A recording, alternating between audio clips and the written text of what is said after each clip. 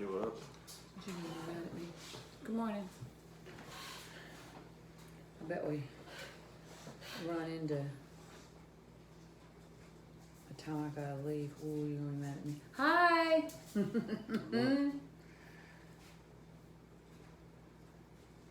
Okay, so we're doing better today than we were yesterday.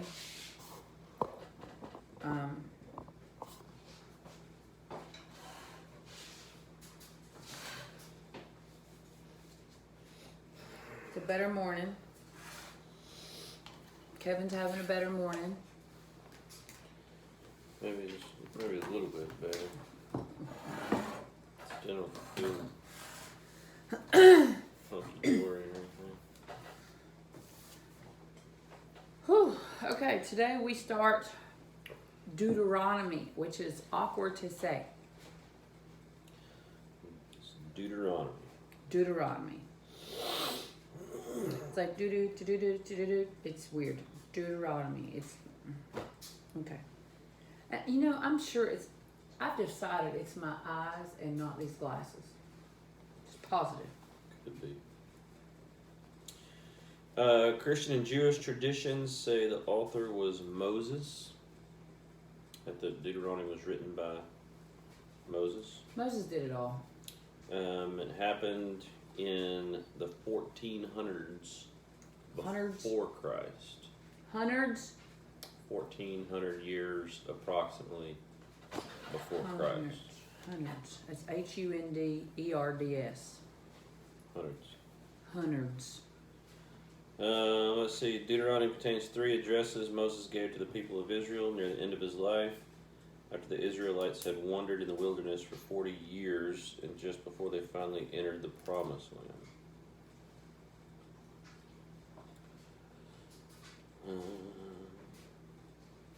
Yeah. We ready? Did I say good morning? Good morning. Today's day 41 of Copy of Christ.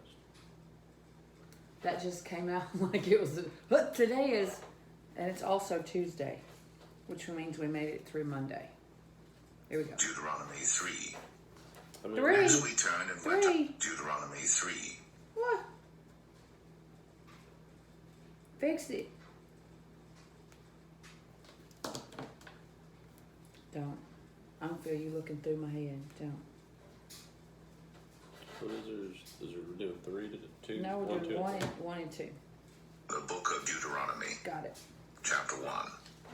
These are the words Moses spoke to all Israel in the wilderness east of the Jordan, that is in the Arabah, opposite Suph, between Paran and Tephel, Laban, Hazeroth, and Dizahab.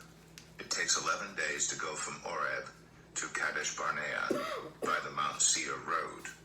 In the 40th year, on the first day of the 11th month, Moses proclaimed to the Israelites all that the Lord had commanded him concerning them. This was after he had defeated Sihon, king of the Amorites, who reigned in Heshbon, and at Edrei had defeated Og, king of Bashan, who reigned in Ashtaroth.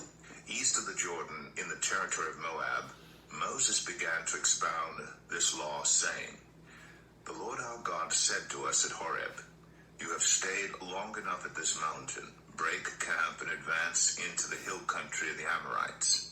Go to all the neighboring peoples in the Arabah, in the mountains, in the western foothills, in the Negeb, and along the coast of the land of the Canaanites, and to Lebanon as far as the great river, the Euphrates. See, I have given you this land. Go in and take possession of the land the Lord swore he would give to your fathers, to Abraham, Isaac, and Jacob, and to their descendants after them. At that time I said to you, you are too heavy a burden for me to carry alone. The Lord your God has increased your numbers so that today you are as numerous as the stars in the sky.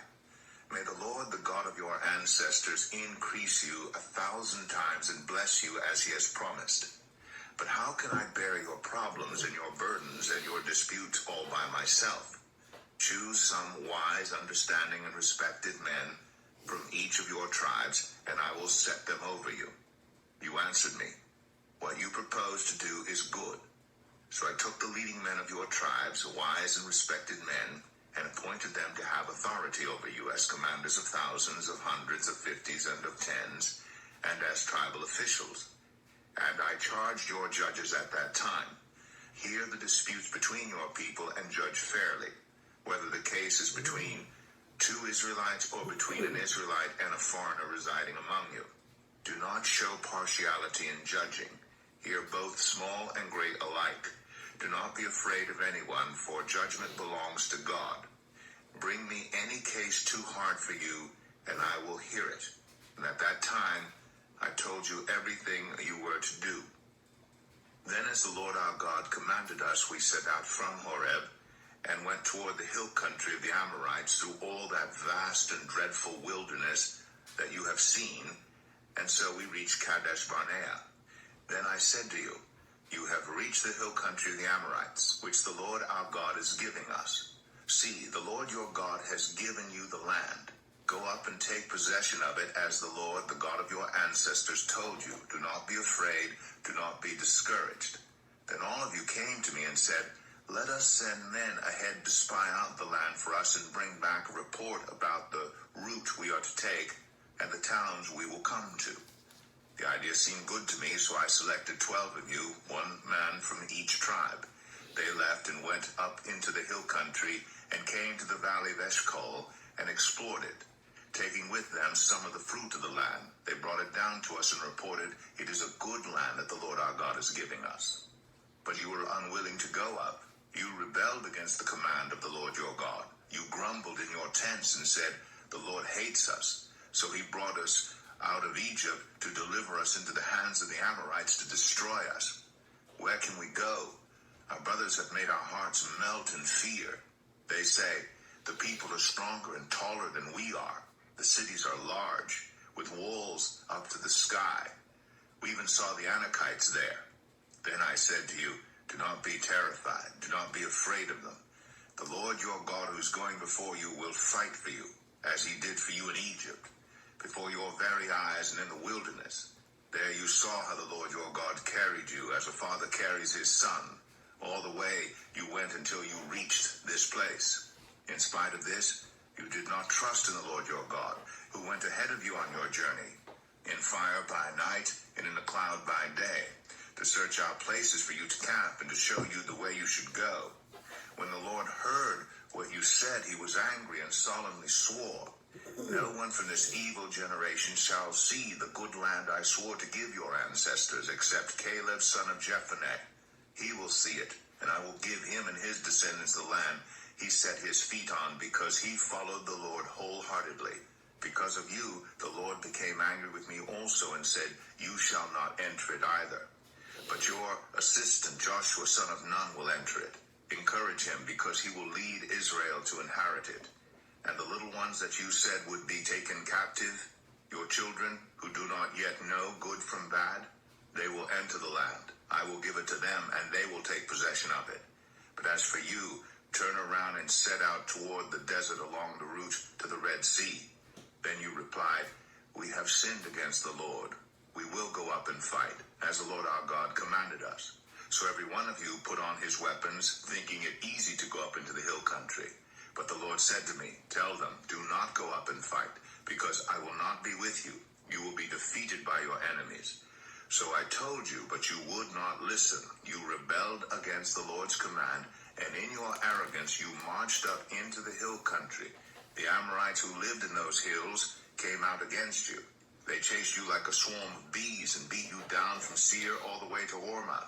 You came back and wept before the Lord, but he paid no attention to your weeping and turned a deaf ear to you. And so you stayed in Kadesh many days, all the time you spent there. Deuteronomy 2. So this is, Just a recap. yeah, this is Moses.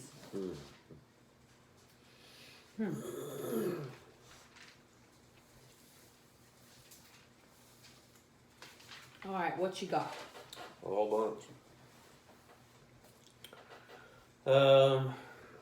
In this book of the new, this is a book of new hope. It is all about making a fresh start. The Israelites' failures in the wilderness were behind them.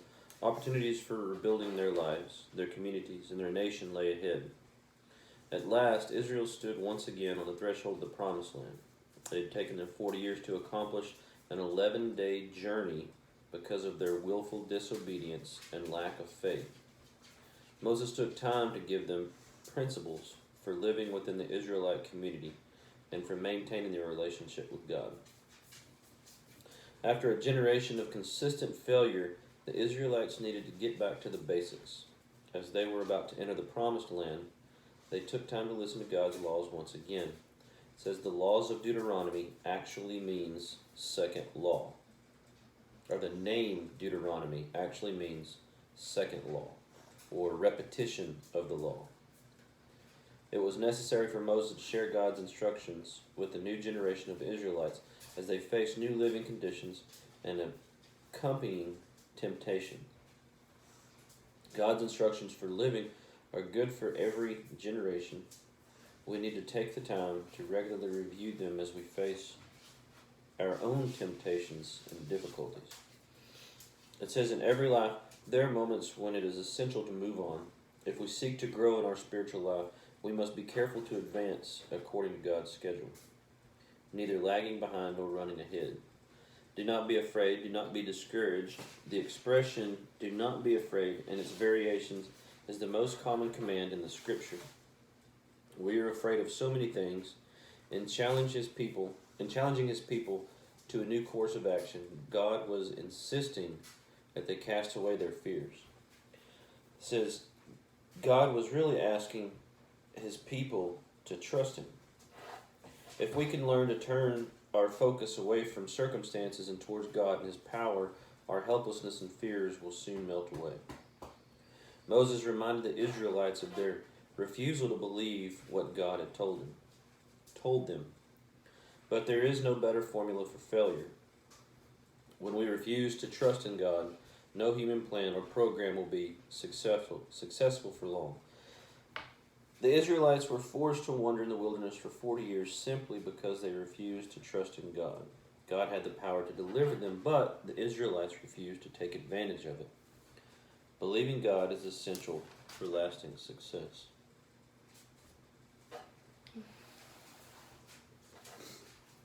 Okay. Ready? Yeah.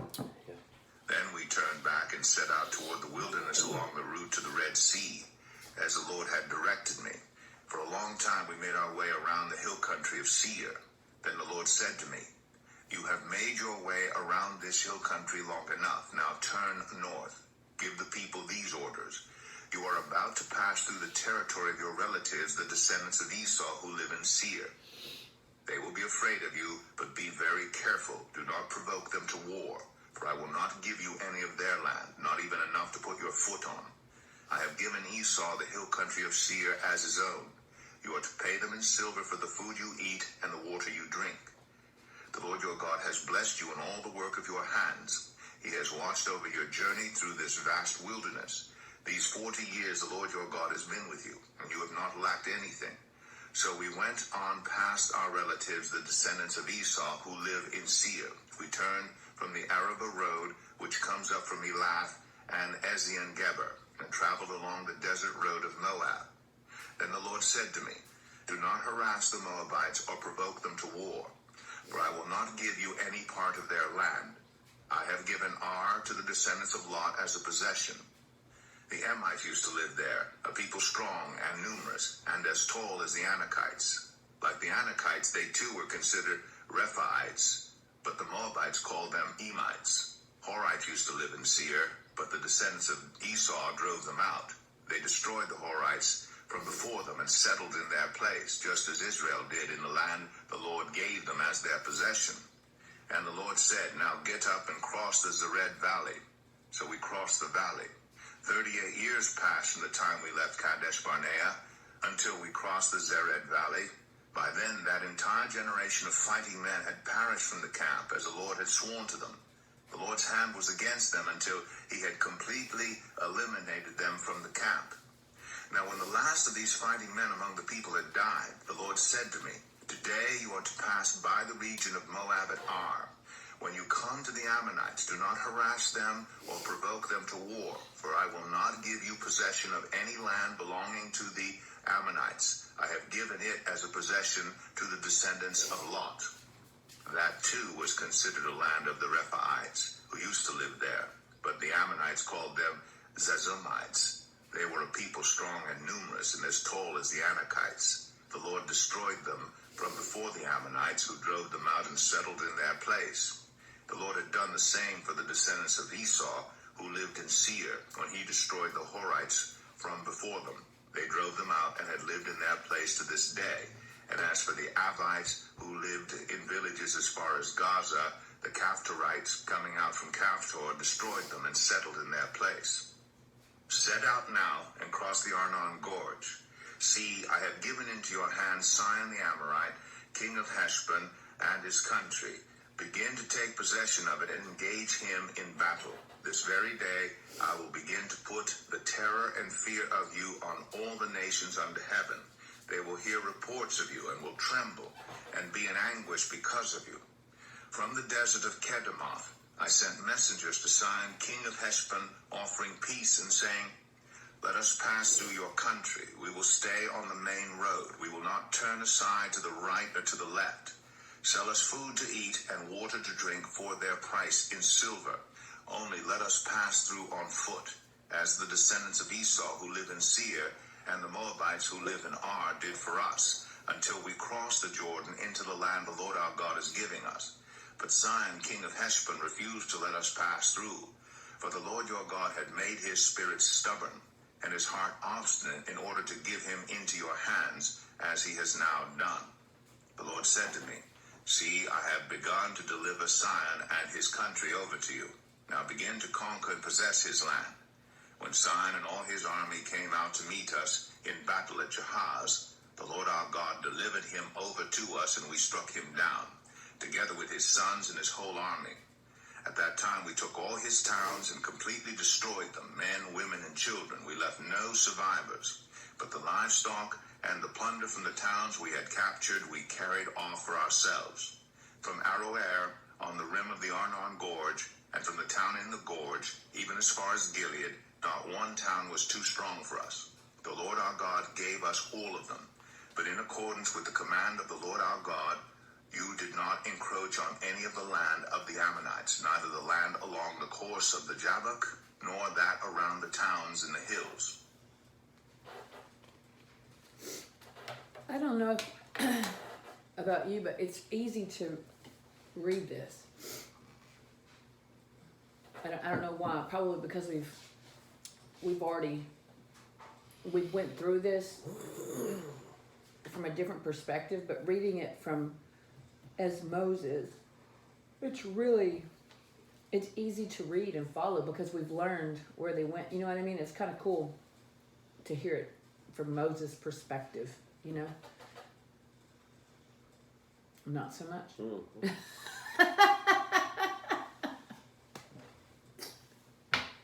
It is because this guy's like this is the man. I mean, I wouldn't want to be in his shoes for nothing. No. Let's see. It says here, God was not rejecting his people when he consigned them to 40 years of wilderness wanderings. He was lovingly guiding them in a way that would bring them some much-needed discipline. It is comforting to remember that even after we have failed, God continues to shower his loving care upon us. He may lead us through a time of difficult discipline, but he never leaves us during the hard times. Often he allows them for our own good. Although the Israelites had rejected his plans, God protected Israel in the wilderness. Even after our worst failures, when terrible consequences are bearing down on us, God is there. Timing is often an essential element in God's plan. It is sometimes necessary for us to see the truth about our desperate situation before we can begin to grow spiritually. It says, it was necessary for the Israelites to experience what seemed to be a total defeat in the wilderness before they could learn how to trust God's plan and do things His way. We should be careful to learn from Israel's mistakes. Let us learn to give up our plans for life before we discover that the consequences are disastrous. We would be wise to accept God's plans and follow them carefully. You know, you said that, although it was a 40-year walk to get to where they were going, it was for discipline. At the same time,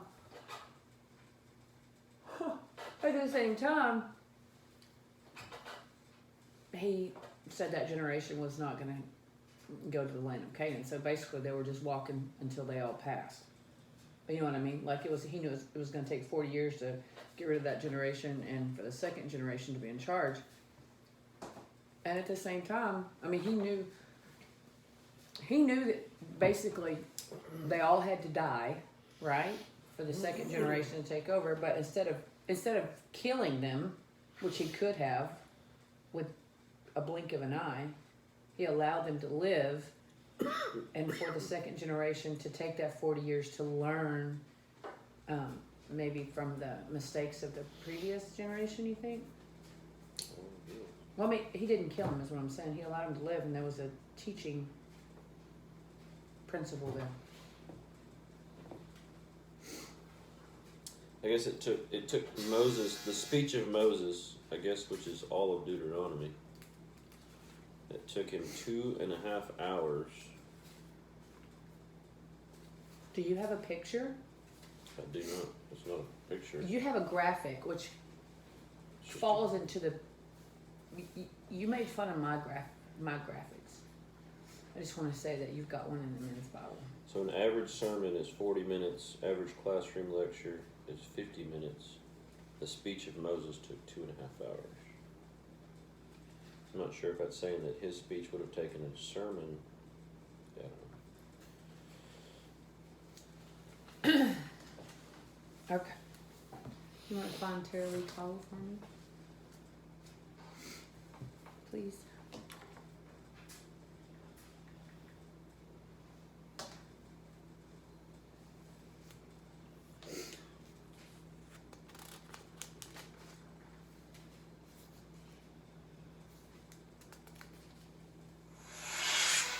Hey Bible readers, I'm Tara Lee Cobble and I'm your host for the Bible Recap. Drives them.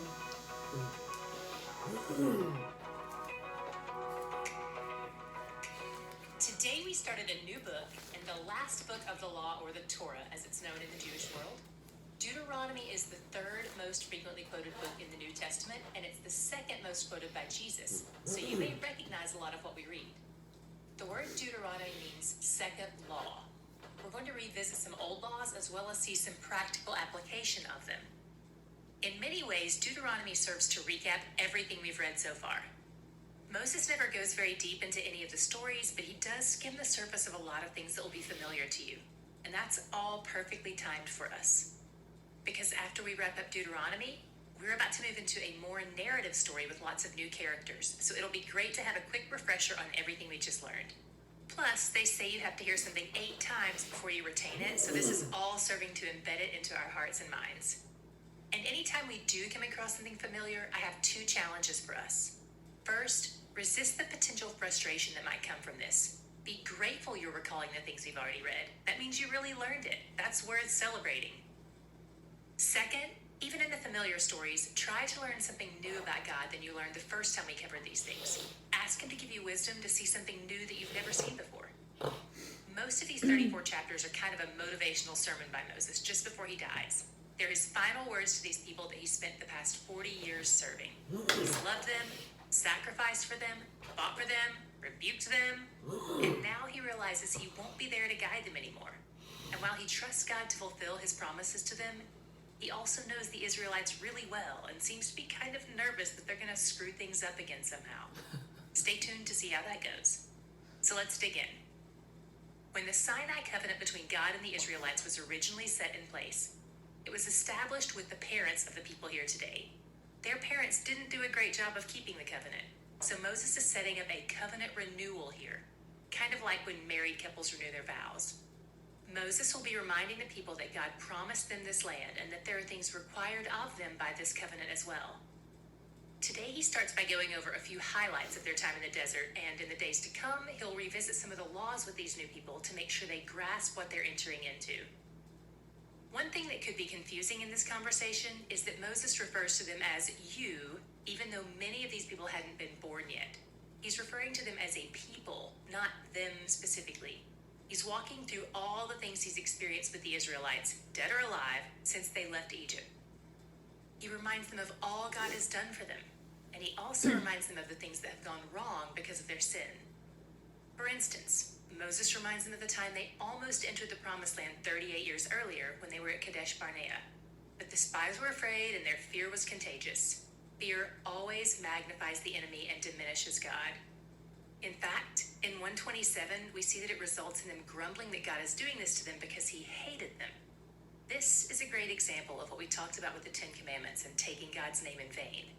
His name is inextricably linked to his character. And when we disbelieve his character, we take his name in vain.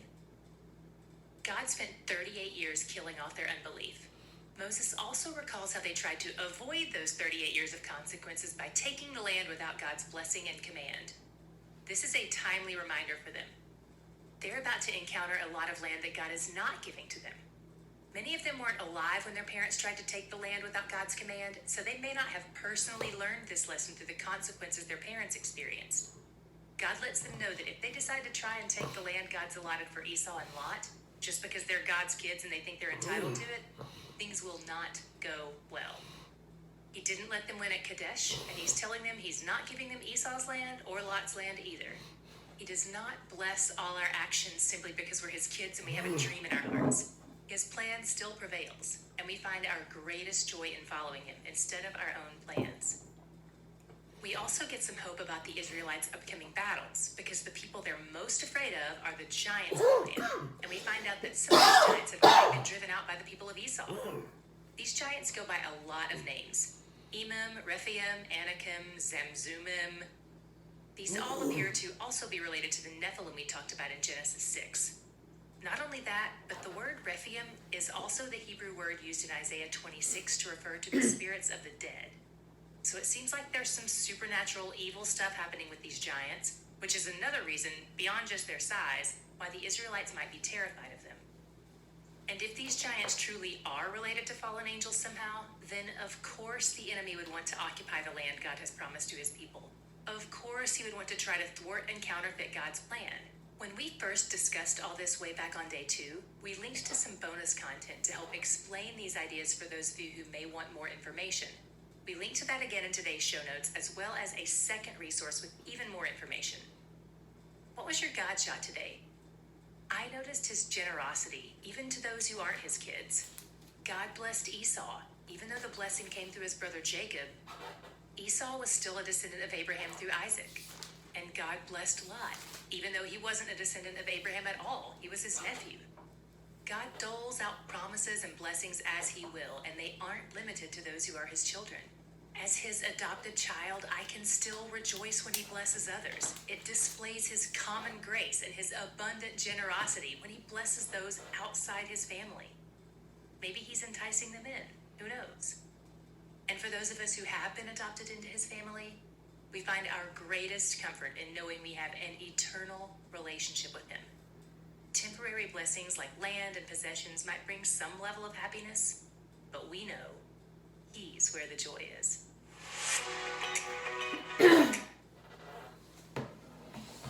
You know, I'd kind of forgotten, not forgotten, maybe just hadn't thought about, earlier in the beginning about that Anakites and everything. You know, I kind of got lost in, About the giants? yeah, I kind of get tunnel vision in where I'm at. You know what I mean? And then whenever when it comes back to playing, it's reintroduced. It kind of rings a bell, but I'm not as aware as I am in what we're reading. So it's kind of good that it's reinserted. Seeing where'd those guys come from? Anakites? Weren't they the fallen angels? Yes, I don't know. Hold on. Let's look. It's an excellent question. Let me see. My handy dandy little index here. Let's see if I can find it. Of course not.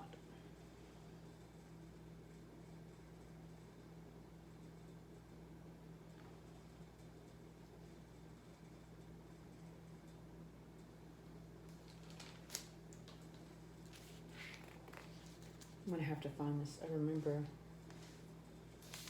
it was like early. Was it? It's not Genesis. It was the next one.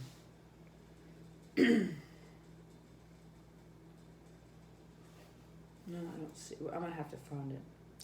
Leviticus. No, I don't think it was Leviticus. I think it was before then. Genesis, Leviticus, I think it was. What was Exodus? Exodus, and then Numbers and Deuteronomy. Finding it's gonna be hard. No, Genesis, Exodus, Then Leviticus. then Leviticus, then Numbers. I'm gonna have to see if I can find it. But I'll look and see if I can find it. I think that's what it is. Do you have an index in yours? Oh, I'm sure I do. Can you? Of course I do. It's a man's Bible. All the necessary tools. Yeah. Wait a minute. Let me try this.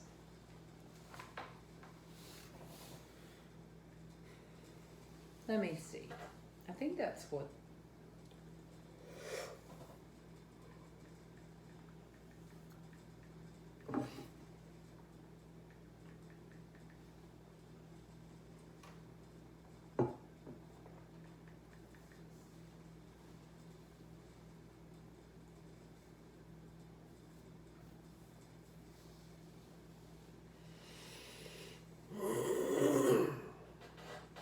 No, that's not what they are.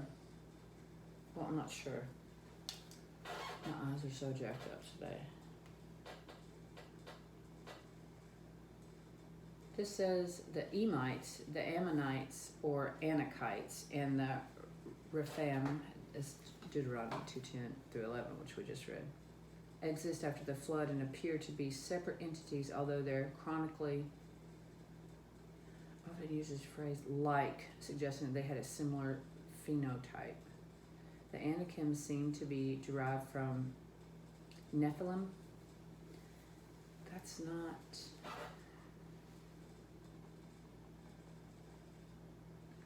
So was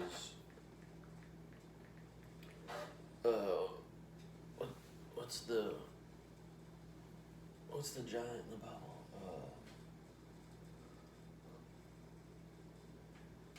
Oh golly. Did it slain? Come on, help me out.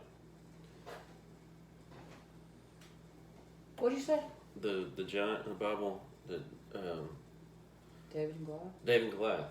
So is that where Goliath came from? I wonder. Maybe.